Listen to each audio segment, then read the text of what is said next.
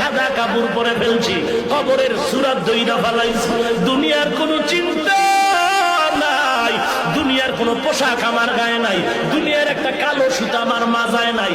ও মাওলা, আমি তোমার পাগল হইয়া সাদা কাপড় পরে এখন ঘুরতেছি।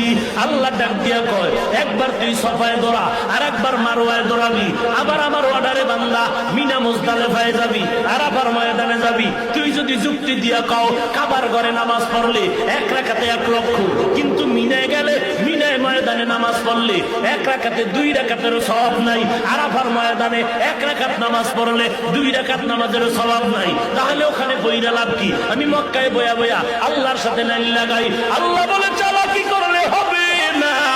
ওরে বান্দা, তোর যুক্তি দিয়ে ইবাদত হবে না, ঈদ হবে না। আমি মাওলার গোলাম, আর আদেশ মানার দ্বারাই হবে ইবাদত।